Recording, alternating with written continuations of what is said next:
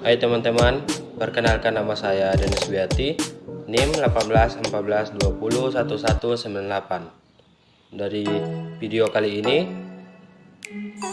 saya buat untuk pemenuhan nilai UTS saya, yaitu mata kuliah keperawatan gerontik.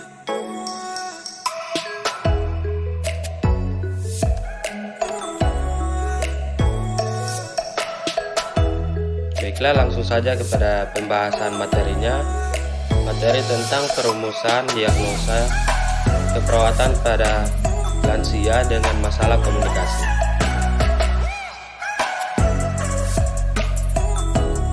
Pertama, pengertian komunikasi.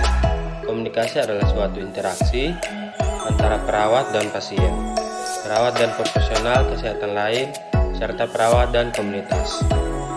Proses interaksi manusia terjadi melalui komunikasi verbal, tertulis dan tidak tertulis, secara terencana. Agar perawat efektif dalam berinteraksi, mereka harus memiliki keterampilan komunikasi yang baik.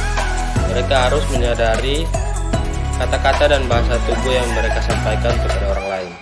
Ketika perawat mengembang kepemimpinan, mereka harus menjadi efektif baik dalam komunikasi verbal maupun komunikasi tertulis.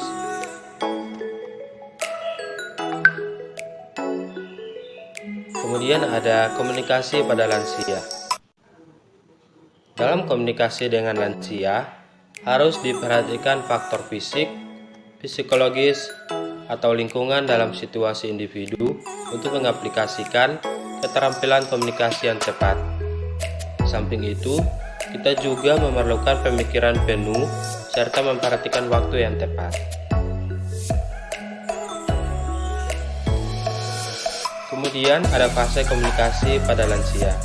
Yang pertama, fase pra-interaksi. Yang kedua, fase orientasi. Yang ketiga, fase kerja. Yang keempat, fase terminasi.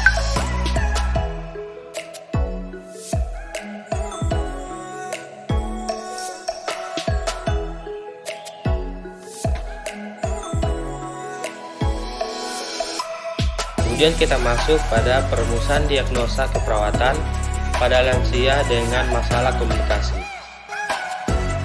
Asuhan keperawatan gerontik menurut Depkes pada tahun 1993 yaitu adalah kegiatan yang bertujuan untuk memberikan bantuan, bimbingan, pengawasan, perlindungan, dan pertolongan kepada lanjut usia secara individu yang diberikan perawat dan untuk asuhan keperawatan yang masih dapat dilakukan oleh anggota keluarga ataupun sosial non-perawat.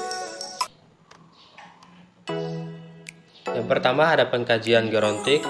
Pengkajian adalah langkah awal dalam proses keperawatan yang meliputi pengumpulan data sehingga menghasilkan diagnosa keperawatan. Adapun tujuan pengkajian yaitu menentukan kemampuan pasien untuk memelihara dirinya, melengkapi dasar-dasar terencana perawat individu, dan memberi waktu pada pasien untuk menjawab. Yang kedua, diagnosa keperawatan gerontik. Diagnosa keperawatan merupakan satu kesatuan dari sebuah proses keperawatan yang dibutuhkan. Diagnosa keperawatan ditetapkan berdasarkan analisis dan interpretasi data yang diperoleh dari pengkajian keperawatan klien. Yang ketiga, rencana dan intervensi keperawatan gerontik. Adapun tujuan perencanaan dan langkah-langkah perencanaan. Yang keempat, evaluasi. Evaluasi adalah suatu pengkajian respon pasien setelah dilakukan intervensi keperawatan dan mengkaji ulang asuhan keperawatan yang telah diberikan. Dan di sini kita masuk pada contoh asuhan keperawatan gerontik. Nah, ini contoh asuhan keperawatan gerontik. Asuhan keperawatan gerontik pada nyonya A dengan gangguan hambatan komunikasi verbal pada sistem persyarafan atau stroke non-hemoragik.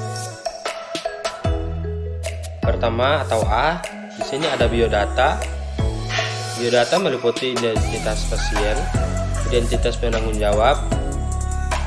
Kemudian yang B ada pengkajian. Pengkajian ini meliputi keluhan utama, riwayat penyakit sekarang, riwayat penyakit dahulu, dan riwayat penyakit keluarga.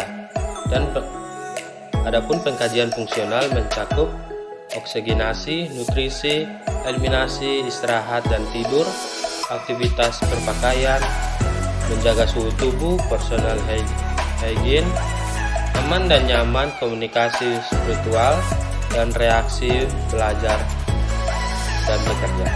Kemudian ada pemeriksaan fisik. Kemudian ada pemeriksaan neurologi, pemeriksaan fungsi cerebral, pemeriksaan motorik, hasil pengkajian khusus, pemeriksaan penunjang, dan terapi. Kemudian kita masuk pada analisis data. Analisis data ini mencakup data fokus, DS, dan DO pasien. Kemudian ada prioritas diagnosis keperawatan, kemudian ada intervensi keperawatan, implementasi keperawatan, dan yang terakhir ada evaluasi keperawatan.